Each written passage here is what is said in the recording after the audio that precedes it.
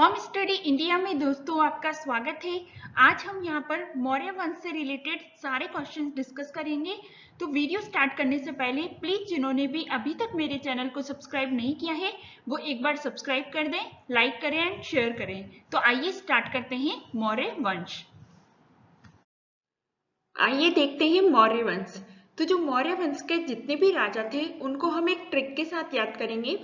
वो ट्रिक है चंद्र बिंदु अशोक रथ से साली देवर सात बहे। चंद्र से हो जाएगा चंद्रगुप्त मौर्य, बिंदु से हो जाएगा बिंदुसार, अशोक से हो जाएगा अशोक, रथ से हो जाएगा दशरथ, से हो जाएगा संप्रति, साली से हो जाएगा सालीसुख, देवर से हो जाएगा देववर्मन, सात से हो जाएगा सताधनवन और बहे से हो जाएगा ब्रह्मदत्त।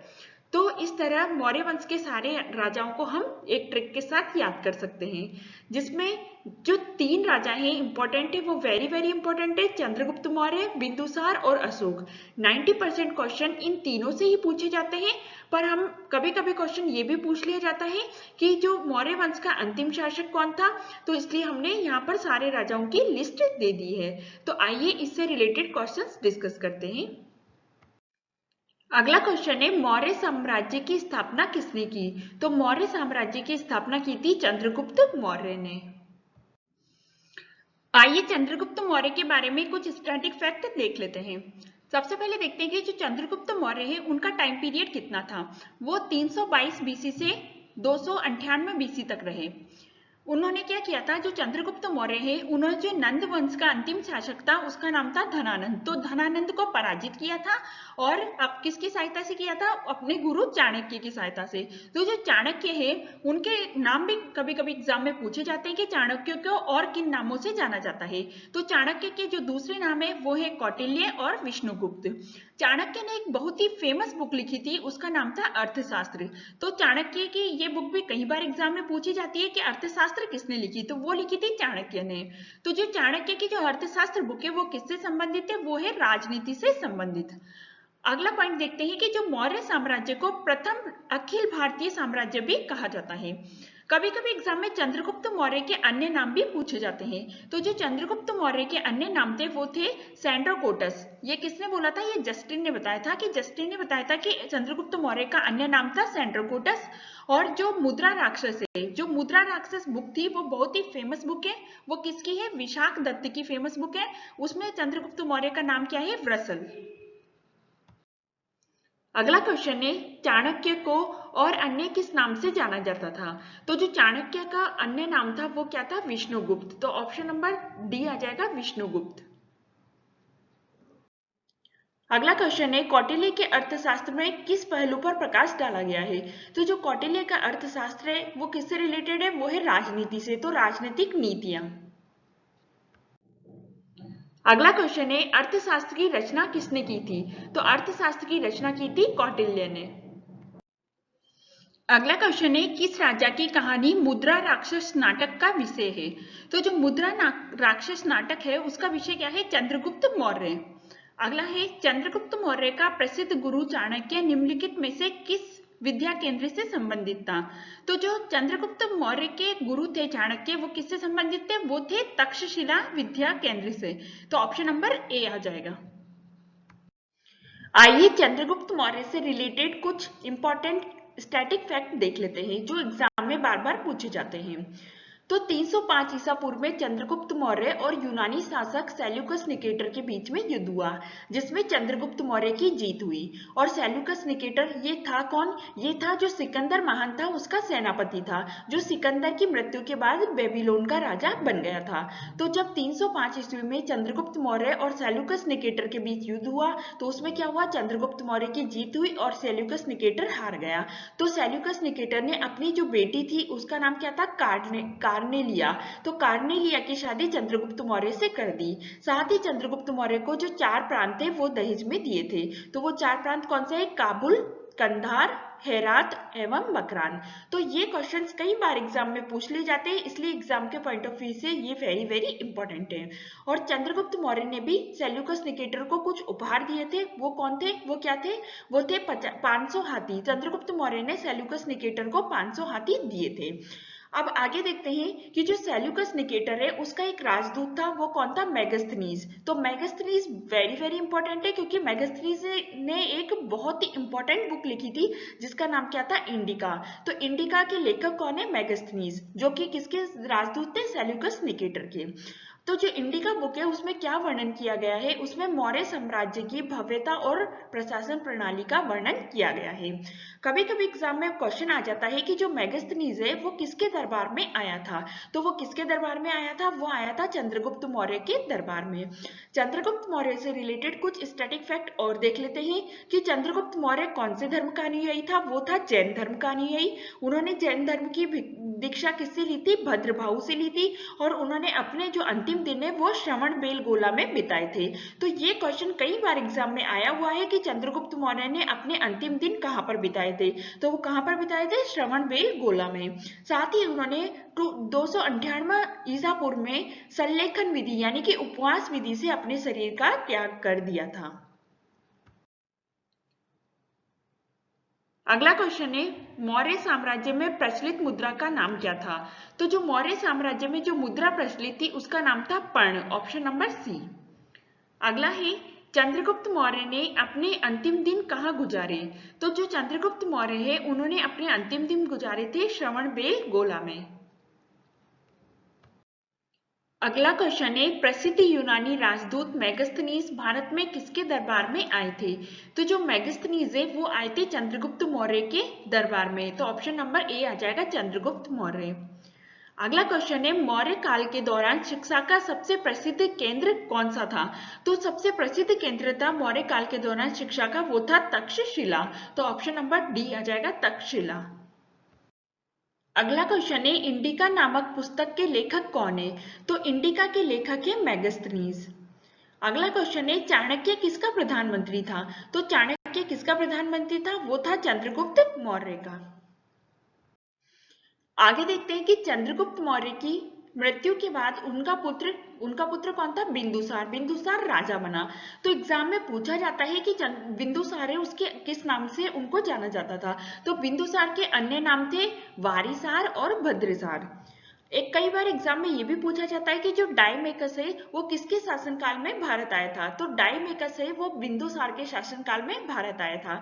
और बिंदुसार ने एक अलग धर्म को अपनाया था। वो कौन सा धर्म था? वो था आजीवक संप्रदाय। तो आजीवक संप्रदाय का अनुयायी था बिंदुसार। साथ ही बिंदुसार के शासनकाल में एक बहुत ही इंपॉर्टेंट विद्रोह हुआ था। वो कौन सा था? तक्षशिला का विद्रोह, जिसका दमन किसने किया था? जिसका दमन किया था अशोक ने। अगला क्वेश्चन है, किसके शासनकाल में डायमेकस भारत आया था? तो जो डायमेकस भारत आया था वो आया था बिंदुसार के शासनकाल में। तो ऑप्शन नंबर 2 आ जाएगा, बिंदुसार। अगला क्वेश्चन है, बिंदुसार के शासन के दौरान अशांति कहाँ थी? तो कहाँ थी? वो थी तक्षशिला में, जिसे बाद में बिंदुसार के पुत्र अशोक ने दबाया था। तो जो मौर्य वंश से रिलेटेड जितने भी वेरी वेरी इंपॉर्टेंट क्वेश्चंस बनते हैं वो सब हमने यहाँ पर लाने की कोशिश की है, इसलिए वीडियो प्लीज लास्ट तक जरूर देखिएगा। अगला देखते हैं कि 273 बीसी में बिंदुसार की मृत्यु हो गई थी। उसके बाद उस बिंदुसार का जो बेटा था अशोक, उसको क्या है वहां का राजा घोषित कर दिया गया। परंतु उसका जो राज्याभिषेक हुआ था अशोक का, वो कब हुआ था? 4 साल बाद 269 बीसी में अशोक का राज्याभिषेक हुआ था।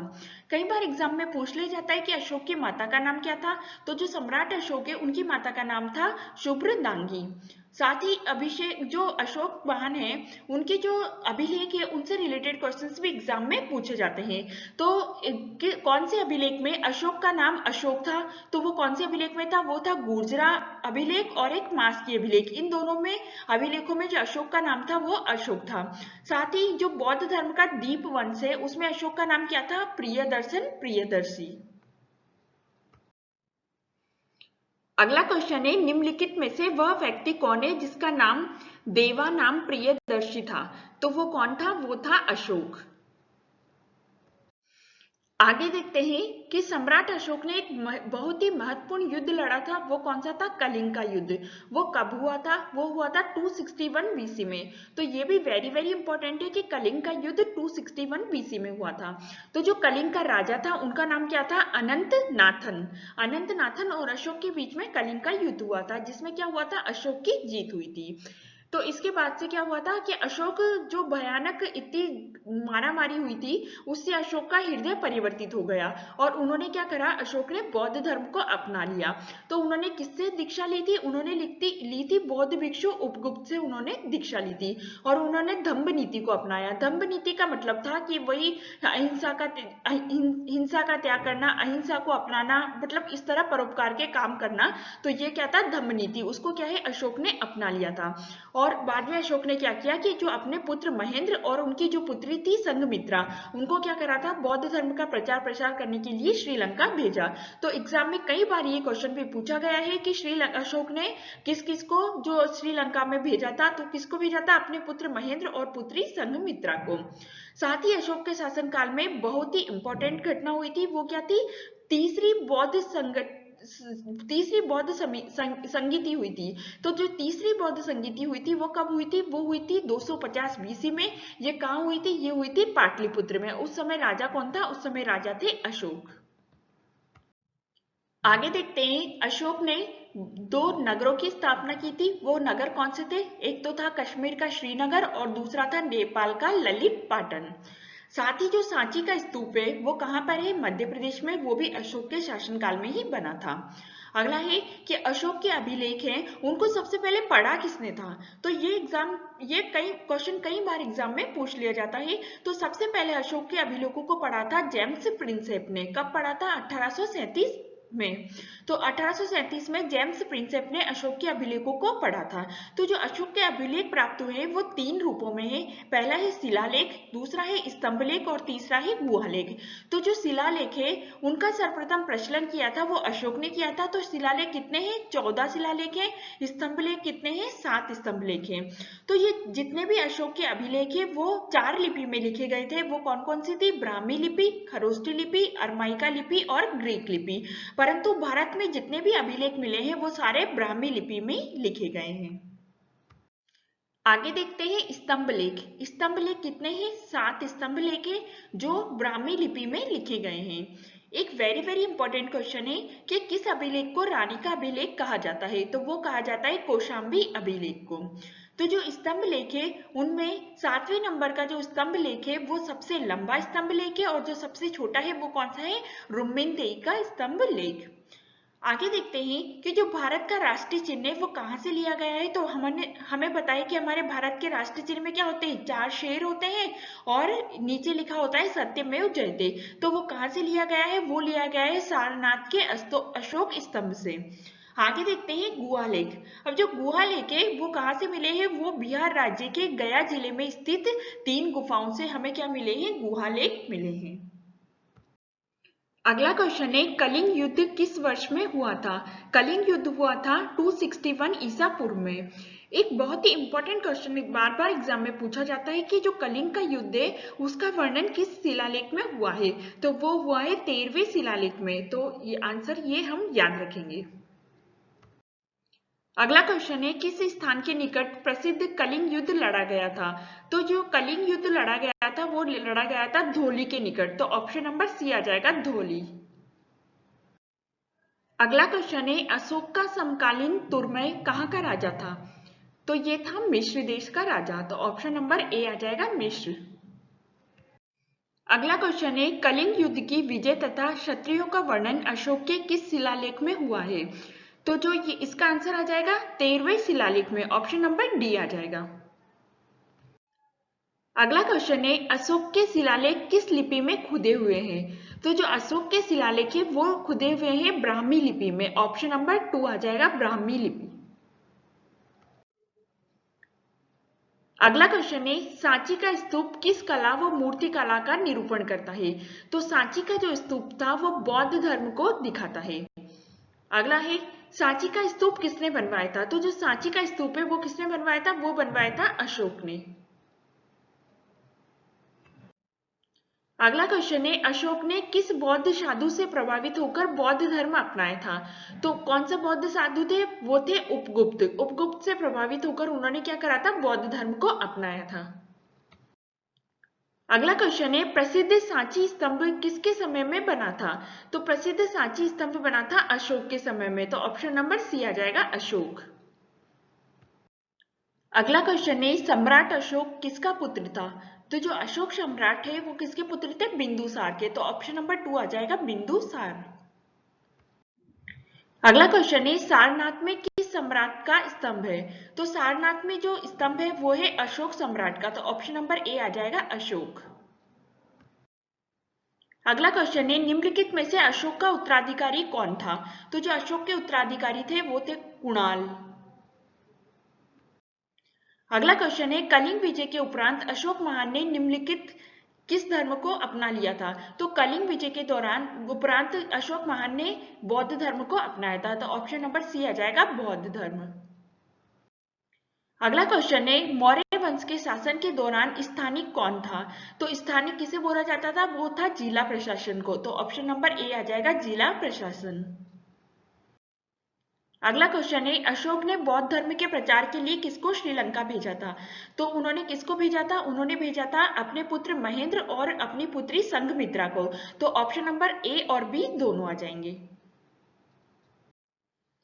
अगला क्वेश्चन है, अशोक के अभिलेख को सर्वप्रथम किसने पढ़ा था? तो जो अशोक के अभिलेख है उनको उनमें सर्वप्रथम पढ़ा था उनको जेम्स प्रिंसेप ने। तो ऑप्शन नंबर 2 आ जाएगा, जेम्स प्रिंसेप।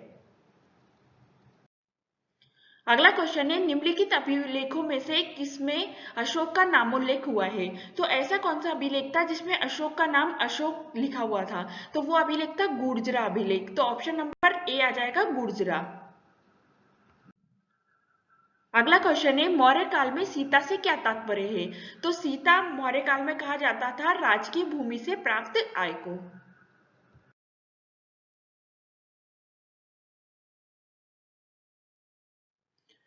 अगला ही मौर्य वंश का अंतिम शासक था, वो कौन थे? ब्रह्मदत्त थे, जिनकी हत्या उनके सेनापति पुष्यमित्र शुंग ने कर दी थी और शुंग वंश की स्थापना की। अगला क्वेश्चन है, मौर्य वंश के तत्काल बाद किस वंश ने आकर मगध राज्य पर शासन किया? तो मौर्य वंश के तत्काल बाद शुंग वंश आया था। तो ऑप्शन नंबर बी आ जाएगा, शुंग वंश। थैंक यू दोस्तों। अगर आज आपको मेरा वीडियो पसंद आया तो प्लीज मेरे चैनल को सब्सक्राइब करें, लाइक करें एंड शेयर करें, ताकि जो नए नए वीडियोस मैं बनाऊं उनके अपडेट्स आपको मिलते रहें। Thank you.